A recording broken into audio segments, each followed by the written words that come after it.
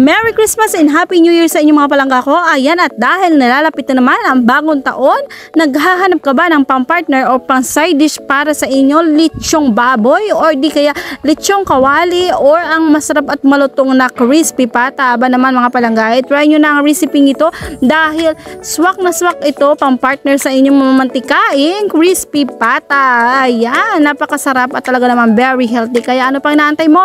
Try mo na!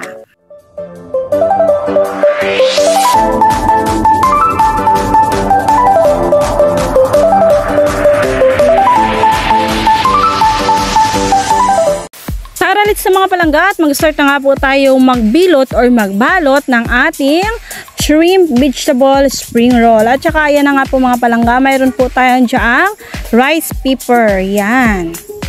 At syempre yung ating sangkalan, hindi po yan mawawala. Yan po tayo mag-roll mamaya. At ayan na nga po ang ating rice paper. Idinip na po natin siya sa nalagyan na mayroon towel and then may hot water or lukewarm water. At ayan na nga po ang ating lettuce. Maglalagay tayo ng cucumber. Ayan, hiniwa ko lang po ng ganyan. At tinanggal ko po yung buto ng pipino. And then hiniwa ko lang po yung ating carrots ng julienne. Ayan. Pati yung ating bell pepper, ganun din po. Ayan. Yan, ayusin natin para maganda ang pagkakabalot. Yun.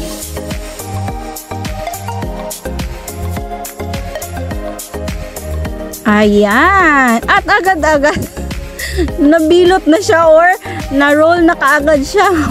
Hindi ko po na-play yung video pagka roll ko nakalimutan. Ayan ang ating masarap na spring roll. Ayan ang ating unang gawa. Ilagay muna natin sa ating pabilog na lalagyanan kasi sabi nga po nila kapag New Year daw maganda yung mga lalagyanan mo ay pabilog. Ayan, parang bariya. Kasi daw pasok swerte, sabi daw ng mga Chinese. Walang masamang maniwala. Ayan, subukan natin ang swerte, di ba? Ayan ang ating lettuce. Ayan, nagbabad po muna tayo ulit ng ating paper wrapper. And then naglagay po tayo ulit ng mangga at pipino, carrots at saka yung ating bell pepper. Ayan, inalagay na nga po natin sa ating naibabad na rice paper. Ayun. At ayan na nga po, kitang-kita na po dyan. Play ko na or play ko na yung video. Naglagay po tayo ng corn and then ng ating hipon or shrimp. Ayan, balutin na natin yan. Nakapalangga, sa dulo po ilalagay ko yung mga ingredient na ginamit ko po dito sa aking masarap na shrimp and vegetable spring roll. Ayan. Yan na siya guys. Napakasarap at napaka-healthy. Swak na swak sa ating mga lechon. Di ba? Pantanggal umay yan. Yun. Napakatrabaho lang nito mga palangga pero talaga namang sulit. Sulit ang ating kapoy. Ayan, naglagay po tayo ulit ng mangga at naglagay po tayo ng carrots, naglagay rin po tayo ng bell pepper, and then maglalagay tayo dyan ng cucumber or pipino. Ayan. At then, lagyan po natin sa gilid ng corn. Ayan. At atin na pong i-roll at lalagyan po natin ng hipon. Ayan. Yun. Oh. Ganyan lang ka-easy mga palangga. Ayan. O, diba? Ayan na. At, tada! Agad-agad natapos ko po, diba?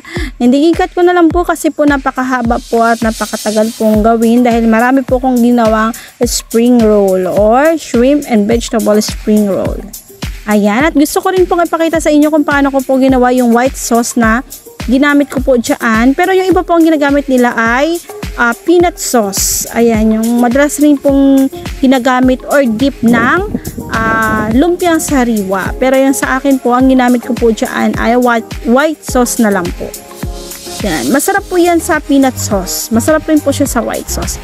Ayan, meron po ako dyan na kunti lang po yan na cream cheese. And then paminta at asin, and then evaporated milk. Ayan, konti lang din po. At naglagay lang po ako ng isang kutsarang condensed for extra sweet sa ating dip. Ayan, at naglagay po ako dyan ng cheese mga palangga. Ayan, napakasilaw po ng ilaw natin.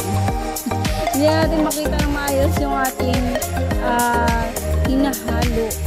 I-mix po muna natin yung ating white sauce. Ayan. At maglalagay po tayo dyan mga palangga ng Eden mayo. Ayan. Yun. At i-mix po natin yan ulit. Yan.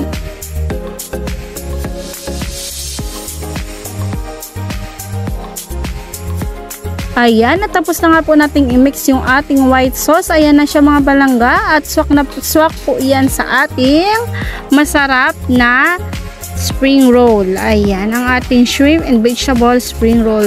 My gosh. Napakasarap, tinikman ko agad-agad. Ayan.